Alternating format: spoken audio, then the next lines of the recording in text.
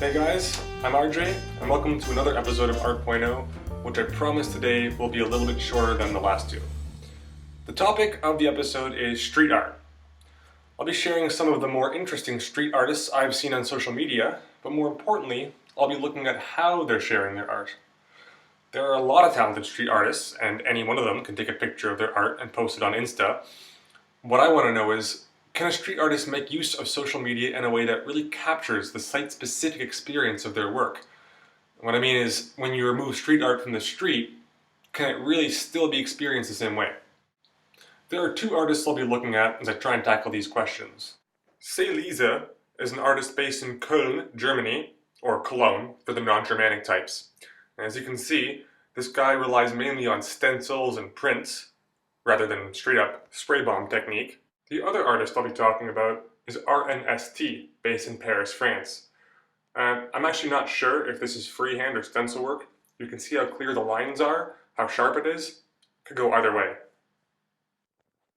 I don't know too much about these guys, other than that SeiLiese's real name is Timo Sega.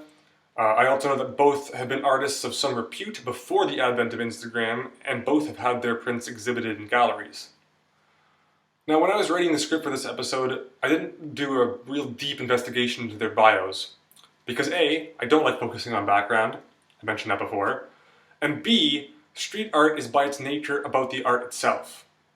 The artist is usually anonymous, or known by a pseudonym. Yes, we know that SeiLiese's real name is Timo Sega, and yes, both he and RNST have been featured and celebrated in a gallery context. But when viewed in the context of the daily urban experience, any knowledge of the artist, or lack thereof, does not have any bearing on my interpretation of the art. So on that note, let's talk about the art, starting with RNST.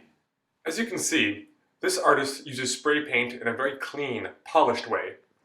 The use of heavily defined outlines and rich colors makes for a stylized, pop-arty comic book feel. And yet, there's nothing removed or insincere about the eyes and the facial expressions. The subjects seem to both draw on and evoke the real experience of human-to-human eye contact. Every single piece establishes an intimate, personal connection with the viewer. Every time they put up a piece of art, RNST builds a connection between urban environment and urban citizen, a connection that's rarely achieved. Like many street artists, RNST evokes ideas of, we'll call it, vaguely defined revolution. The work really isn't breaking any ground with those themes of resistance or civil disobedience. But the high degree of humanity in the subject matter that I mentioned earlier, that does help to sell the themes. Plus, RNST's got a few unique signature details that enrich the interpretation of his work. For example, one of the recurring motifs is this transparent mask thing. Meow, we know that bandana-style masks like these usually signify protest and rebellion, perhaps of the Molotov cocktail variety. And that's because masks typically hide the face and obscure the identity. And as we've had to face recently, they do make talking a lot more difficult. But what if RNST is signaling that he calls for a kind of resistance that demands our voices be heard and our faces seen, unobstructedly? Those subjects who wear the transparent masks are part of a movement characterized by civil disobedience. But said disobedience is not defined by hiding behind anonymity. It's the exact opposite. The mask adds to their identity rather than taking it away. And let's talk about the subjects behind the masks. They're almost always women and children. If these types of figures are rebels, or even soldiers, then what is their fight? What is their cause? I think RNST is referring to the existential war of the post-digital age. The soldiers in this war are all of us, for every single person is fighting for sovereignty of their minds. This war takes place on all fronts, every second of our lives, and spares no one. And that's why the subversive army of this age consists of warriors that look like this. Also, the upside to relying on very accessible, somewhat common themes is that a relevant interpretation is almost always readily available for the viewer. These days, there are all too many reasons for people to come together and tell the establishment to fuck off.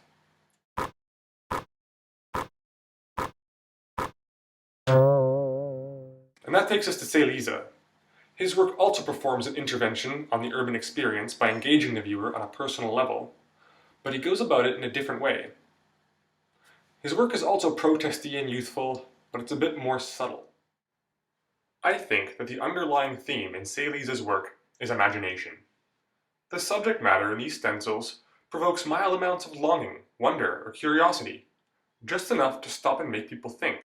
Pieces like these seem to suggest the disjunction between the surreal subject matter and the cold practicality of the concrete on which it is painted. Through this disjunction, or this uncanny sensation they cause, SeiLiese makes his intervention on the rote practicality of urbanity. These pieces are my favorite. They do this conceptual stuff all while reducing the very idea of street art to its most fundamental essence. Because the work is understated, viewers have so much time and space to fill in the meaning for themselves. This is what characterizes the art.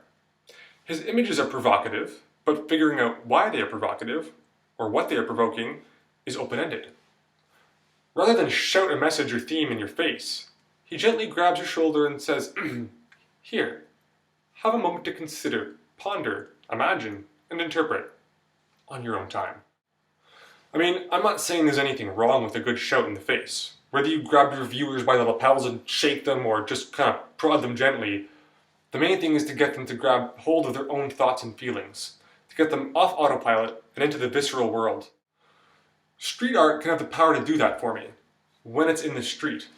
Sitting on my couch and scrolling through Insta accounts, I don't get the same experience as I would if I were in the streets of Paris or Cologne looking at RNST and SeiLies's work in person. I do appreciate that both artists photograph their work in such a way that attempts to translate the context. In the city, street art is taken as part of its urban landscape, obviously. With these types of photos, SeiLiese has allowed viewers to take in his work in the same way, or at least a similar way. He incorporates the surrounding environment, such as passers-by, other architectural elements, surrounding neighborhood, to encapsulate the relationship between art and urban context. The same is true for RNST. They contextualize their work by photographing it as part of a larger setting. So with this technique, we can at least get the idea of the experience, but again, digital street art just isn't really street art. But maybe a whole alternative way of experiencing street art can be made. Both RNST and SeiLiese share what I would call supplementary material, behind-the-scenes stuff, like videos that feature them working a surface or putzing around in their studio making prints. For example, here we see SeiLiese working on a linoleum print in process. Here's the finished product that he later shared on Instagram. Here he is putting the finishing touches on a piece he's just thrown up. Here we see RNST just beginning to apply color to a work he began earlier. And here we see the subject and its right eye in its final stage of completion. On this time-lapse video, we see RNST showing people on Instagram how one of his prints are made. By adding material like this, RNST and SeiLiese add a fresh take on how we understand the process of street art. They make the Instagram experience of it its own unique facet of the larger street art category. And that's the point of this episode. I could have discussed any talented street art who post their stuff on Instagram, but they need to make it a worthwhile experience following them by adding something to the equation. Meow, you might be thinking, there are other Insta street artists who do all the behind-the-scenes stuff and photograph it in all the right ways. But in many cases, the art is just whatever. This account, which goes by the name of Fat Cap Sprays, does make us privy to the process of the spray technique. But the art itself is some pop neon renderings of iconic 90s cartoon characters.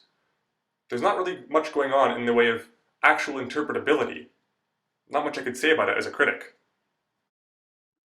So it's the combination of subject matter and how it is adapted to the digital medium that makes me want to feature artists like SeiLiese and RNST. As art, the style and subject matter distinguishes it and impacts viewers in a meaningful way. Checkmark. But as Insta accounts, their art does the same, albeit to a lesser extent, but they make up for it by using their digital presence to give viewers a modified, expanded representation of their art. There are a lot of street artists that I could have followed on Instagram, and a lot of them probably do the same thing. By no means have I exhausted the internet supply of social media savvy street artists. I'll keep my eye out for more, and if you think there's someone I should have included but missed, feel free to comment below. The comments are a great place to say all sorts of helpful things like, "What a hack," "He doesn't know what he's talking about," "What a boring show." I look forward to reading it all. On the next episode, I'll be doing something a bit different. I want to talk about the latest Netflix special to come from comedian Bo Burnham. Now, I know that Netflix isn't a social media platform, but the piece in question, which is called Inside, takes the form of and savagely critiques the type of quote-unquote content on which we so hopelessly depend. Now, due to this COVID situation, Bo had to make an entire production, a 90-minute show with lights, music, staging, the whole shebang, completely by himself. Luckily, as a former YouTube star though, Bo's background is in DIY content making, and he went right back to these roots with this piece. The whole special is so social media content reminiscent, so much like personality content, because the piece consists of one person in a room, in front of cameras, and a shitload of other recording equipment. So to get to the point quickly, this piece really got me thinking about the whole art versus content discussion, the topic that really inspired this show. Does the difference between art and content come down to the platform, or the way it's made? Maybe content, quote-unquote, is a style. Honestly, Bo Burnham's piece has got me thinking that any distinction between art, content, and even traditional entertainment might be completely arbitrary. And that's cool. Join me for this most interesting discussion. I'll be talking about it here on the next Art.0. Thanks for watching. I'm RJ.